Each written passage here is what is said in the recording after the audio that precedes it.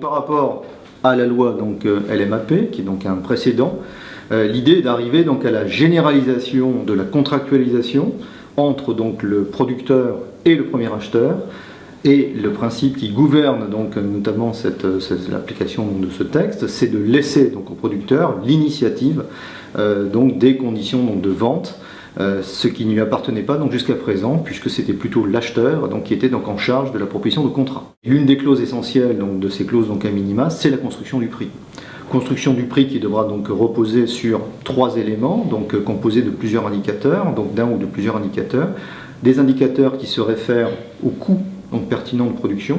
des indicateurs qui se réfèrent donc au prix donc du produit sur le marché sur lequel opère l'acheteur, et puis des indicateurs qui se rapportent donc aux caractéristiques du produit, à son origine, à sa traçabilité, à son cahier des charges. Si le choix donc est fait d'appartenir à une OP ou une AOP, le processus de contractualisation liera à la fois l'OP et l'AOP et donc le premier acheteur et donc le producteur, puisque donc le contrat sera en phase avec donc l'accord cadre. Il y aura donc une protection plus globale du producteur au travers donc de l'OP ou de l'AOP par rapport au premier acheteur. En OP et en AOP, il y a des règles juridiques et des règles de droit de la concurrence qui ne trouvent pas à s'appliquer, mais attention, elles sont limitées dans un cadre très strict. Seuls les accords dans le cadre de l'OP et dans l'AOP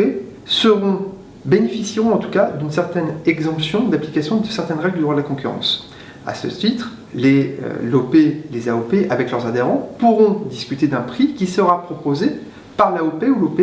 au nom et pour le compte de leurs adhérents.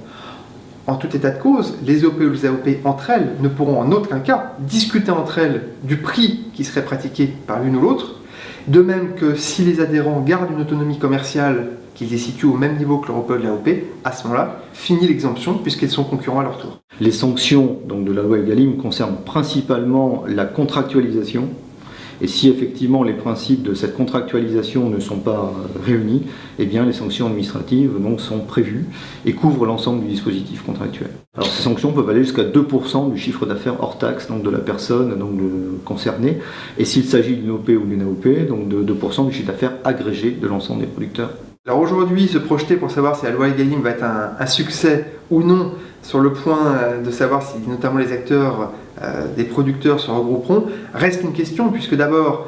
les acteurs seront maîtres de leur destin, donc à eux de savoir s'ils entendent se saisir de l'opportunité qui est présentée par le texte, et ensuite bien évidemment les réactions de chacun des acteurs tout au long de la chaîne de distribution des produits sera aussi déterminant pour savoir si le texte permettra d'atteindre l'objectif recherché.